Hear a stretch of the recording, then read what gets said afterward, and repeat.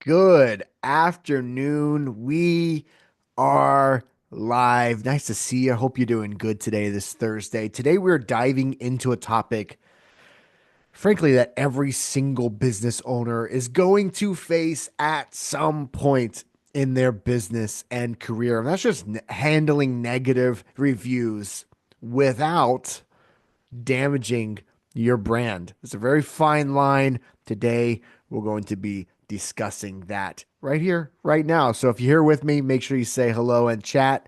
I have my comments up right now, and I will say hello back. Look, reviews are a key part of business reputation, and one single bad review could literally influence a very large or even small potential customer. It doesn't even have to be locked in at a size cap or anything. It could hurt business. In fact, research shows that 94% of customers and consumers across all industries say that a negative review has convinced them at some point to avoid a business or purchasing a product. I fall into that percentage. I'm sure many of you probably do too. The amount of research that I do pretty much for every single thing that I purchase, regardless of the price point, is it's kind of borderline ridiculous how much research I dedicate to actually before I hit the checkout button. I'm not a huge fan of wasting money or having to rebuy a product. Reviews absolutely help me make a lot of those decisions when I'm purchasing or looking at something that I'm interested in or needing. But when it comes to a bad review on your business, there is some good news. Okay, so negative reviews don't always have to be some disaster, and it may seem like it in the moment, but if they are handled in the right way, they can actually build trust and showcase your commitment to great customer service, which is obviously a huge win. By the time that this ends together today, you're going to walk away with a solid strategy for responding to negative reviews professionally. You're going to walk away knowing how to resolve customer concerns professionally and correctly and the steps to do that. And even going to give you tips on how to turn a bad experience into positive outcomes. But before we dive in, let's play a little bit of a game. Anybody want to play a little game with me right now to get you in the right headspace for the day's stream? So I want you to right now, right here, think about the last time you saw a bad review for a business or a product, and it doesn't have to be regarding you at all, just a bad review of some sort. What was your immediate reaction, if you can recall? Did you avoid them, or were you curious on how they handled it? Look, the way that a business responds can make all of the difference. And today we're going to actually explore exactly how to do that the right way. Thanks for playing that little game with me. But let's actually get into the weeds here a little bit. So let's talk about why negative reviews actually matter. So no business is immune to them whatsoever. And frankly, if you've never even received a negative review, it probably means you aren't even growing fast enough. That, you have to have reviews led by customers or left by customers in order to actually get that ball rolling with getting a negative one. Obviously, it makes it sound like I'm anticipating that you get one, but again, no business is immune to this. So it may be a sign that you're just not growing fast enough. And as a consumer looking at that product or your business, I understand that that's what that means too, right? So customers use reviews as a way to gauge your business, and they want to see how you handle challenges in real time, right here, right now, before sometimes they even click on your website. I can't tell you how many times I've looked at a Google review of something that I've Googled before I've even clicked into the website to see the price of a product. I stop at reviews first. Obviously, that's just me, but I am in that 94 percentage that I mentioned a few moments ago. So they use a way to gauge your business, and they actually want to see how you handle those challenges. So negative reviews provide very valuable insights into your specific business operations. Are there recurring issues with customer service? Is there a flaw in a product or a process that could be improved? Without feedback, you may never know, but also it's a really good way from a consumer side to look in and say, those insights mean a lot to me. Those recurring customer service. Well, maybe somebody that really cares about customer service, or oh, there's a flaw in the product. Well, that specific thing is what I was hoping not for. But it's also a win on the business side as well, because you get to receive that feedback. Another key factor is consumer trust, right? So studies show that businesses with only one or all 5-star reviews seems very suspicious to customers. Excuse me, I'm fumbling over my words right now. So they assume that some reviews might be fake, right? So if you look at a business and it's 100% 5-star reviews, the higher that number is, the more suspicious that it looks to the consumer. So a mix of reviews, both positive and negative, makes your business appear more authentic.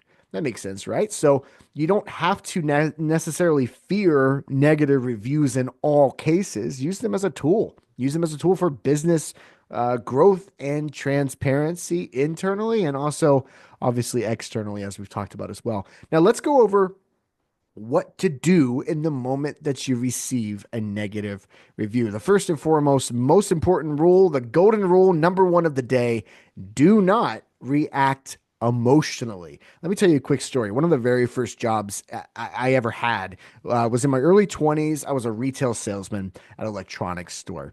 And this was my very first true interaction with customers face to face daily.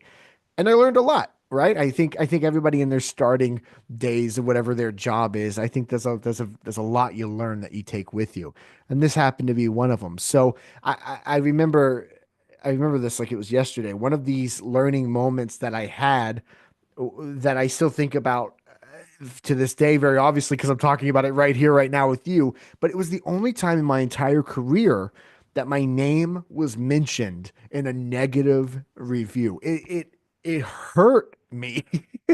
I dealt with a couple looking to buy home theater speakers or whatever. We didn't have any in stock, and the manager was unable to discount the floor model. And because of that, the customer went home and wrote a long review about how bad of a service they got from me. I didn't even do anything. I didn't even do anything, but that's how that played out. It led to them going home and leaving a lengthy review with my name in it. It sucked. It hurt.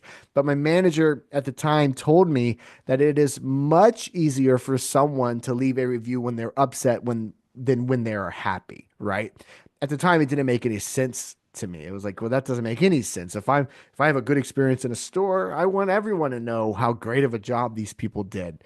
But it's not really reality. And you see that time and time again as a business owner. If you have reviews, if you have a customer base, then you absolutely probably can relate.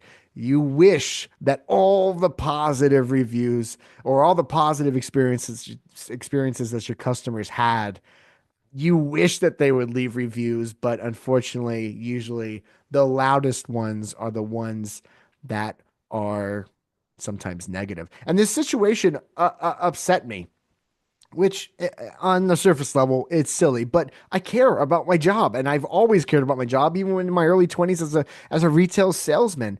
And at the time, I was furious and ready to type back a 15,000 word response or whatever.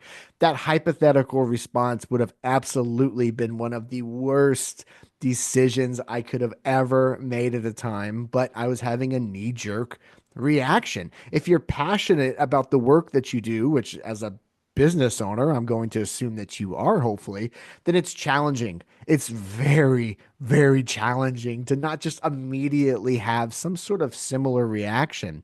Yes, it's super frustrating at times. Yes, at times these reviews may be wildly inaccurate, like the story I just told you, but how you react can go a very long way for future customers and current customers when they see that review too. So here's what you should do instead. Number one is just stay calm. It's just stay calm. So an emotional response will only escalate the situation 10 times out of 10. You should also acknowledge the customer's experience. Even if you don't exactly agree, it's important to show empathy and kind of find that middle ground. You should apologize when it's appropriate to, but avoid taking full blame unless it's obviously necessary. Instead of saying, we messed up, say, we're sorry that you had this experience and we'd love to make it right.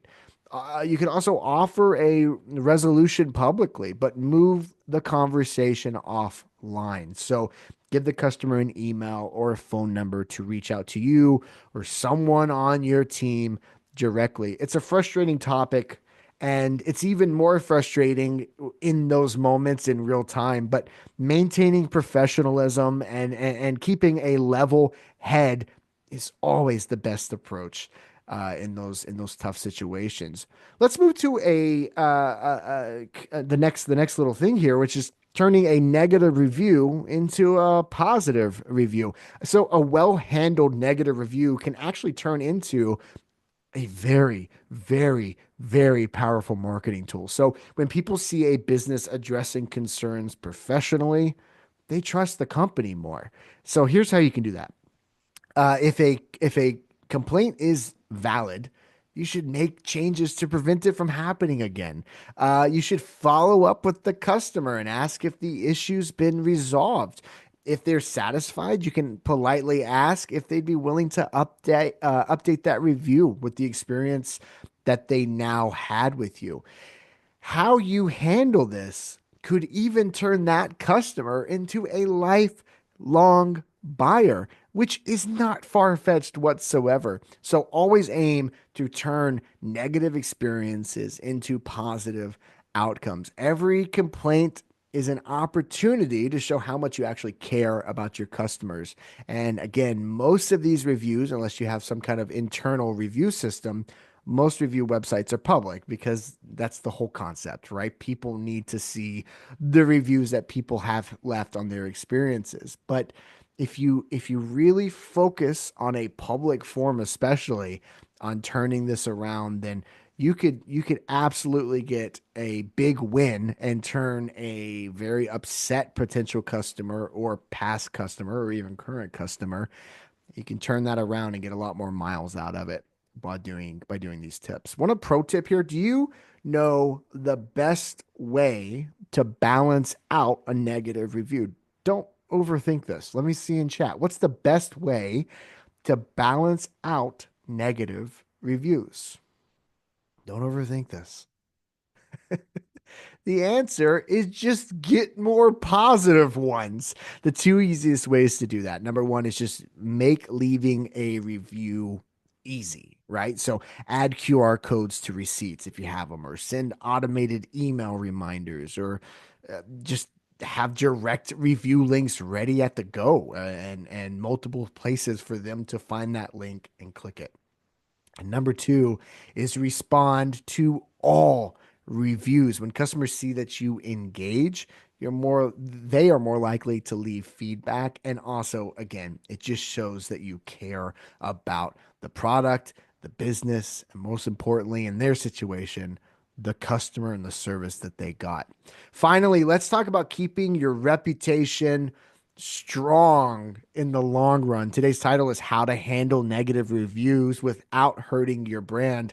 This is now that second part of that. So finally, let's talk about that. So you need to monitor reviews often. Okay, so use Google Alerts, set them up, or you can even have review management tools in place. With Credit Suite, all reviews across all major platforms are checked and responded to every single week. This allows us to very quickly, assist customers when they need it, sometimes the most if it's a bad experience by chance, while also making sure that all the positive reviews are acknowledged. We do this every week. You should also be engaging with all feedback. Again, show customers you care, even if their review is positive, especially if their review is positive, right?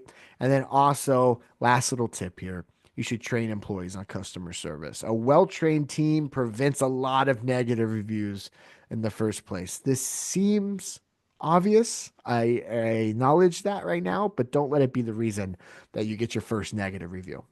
Don't let it be. So train employees on customer service. Let's do a recap.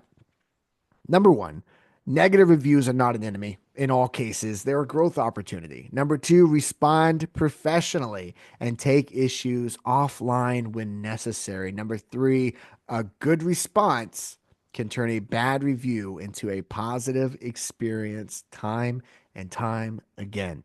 And number five, am I doing this right? Let's see. One, two, three. No, number four, build a long term strategy for reputation management. Getting a negative review on the surface is a tough situation sometimes. But if you remember some of the key points that we talked about today, it becomes much easier to navigate and actually both the customer and the business can walk away happy.